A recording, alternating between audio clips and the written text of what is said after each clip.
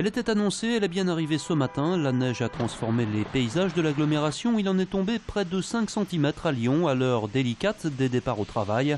Alors dès le lever du jour, les saleuses sont entrées en action. Certes, c'est sous la neige que s'est réveillée l'agglomération ce matin. Et pourtant, les services du Grand Lyon ont bien procédé à un pressalage tôt dans la nuit. La neige est arrivée à 5 h, mais entre 2 h et 5 h, nous avons pressalé l'ensemble des voies.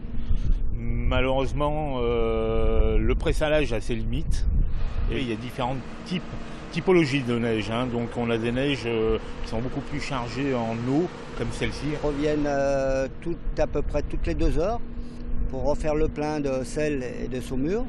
5 cm de neige ont donc recouvert les axes de circulation en un peu moins d'1 heure et demie.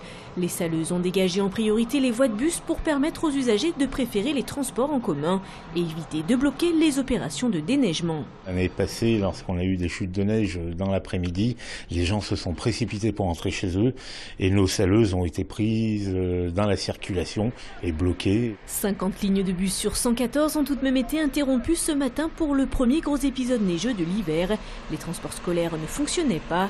La neige, elle, affaiblit en milieu de matinée, mais les équipes de déneigement sont prêtes pour affronter son retour et le verglas annoncé pour la fin de semaine. Au total, 23 000 tonnes de sel et 120 000 litres de saumure sont stockés dans les 8 dépôts du Grand Lyon. De quoi tenir à peu près une semaine pour sécuriser les 2600 km de voies. Plus d'un appel sur 2 passé au 115 dans le Rhône n'aboutirait pas, faute de places d'hébergement disponibles.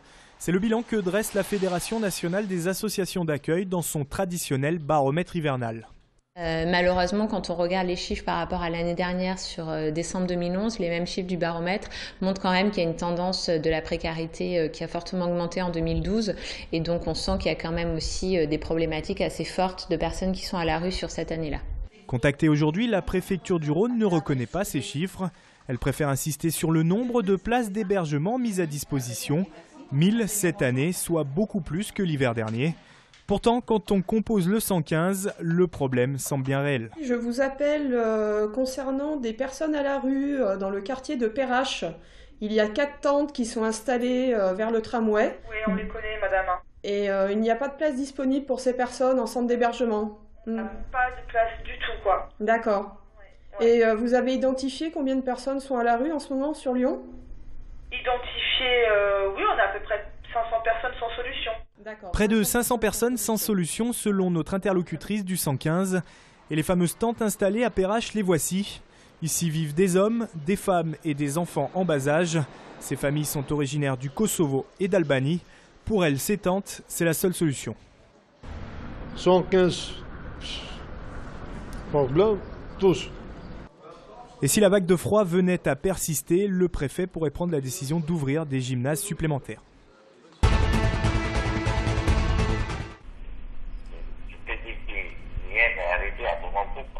D'accord, donc la vie continue à Bamako, mais il y a quand même l'inquiétude qui est sur la ville. Inquiétude depuis le début de l'offensive française au Mali. Agnès, une Malienne qui vit à Lyon, est constamment en contact avec sa famille restée à Bamako.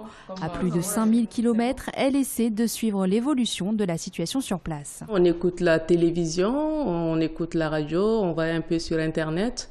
Mais moi, j'appelle beaucoup le Mali depuis que les événements ont commencé. Et là-bas, l'intervention française est plutôt bien accueillie. Quand ils ont vu l'armée française débarquer, c'était un soulagement.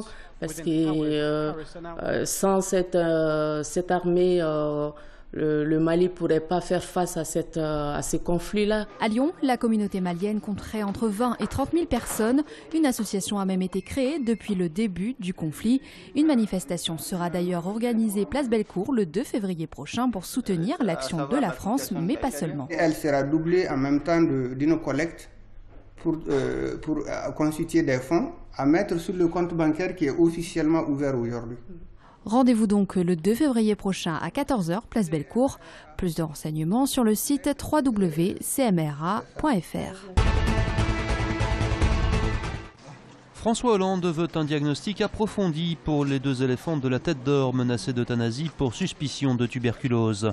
L'Élysée a chargé le ministère de l'Agriculture de faire le point sur les éléments concernant l'état sanitaire des pachydermes. Dans un courrier, le président demande aussi que soit examinée la réalité des traitements disponibles en cas d'atteinte par cette maladie. Changement de ton puisque dans un premier temps, la grâce présidentielle avait été refusée à Bébi et Népal. Jérôme Ferrari et Patrick Deville seront les deux têtes d'affiche de la 27e édition de la Fête du Livre de Bron. Respectivement prix Goncourt et prix Femina 2012, ils seront présents pour dédicacer leur ouvrage et rencontrer les lecteurs. Une fête du livre qui se tiendra exceptionnellement cette année à l'école de santé des armées et non pas à l'hippodrome de Paris. Rendez-vous du 15 au 17 février prochain.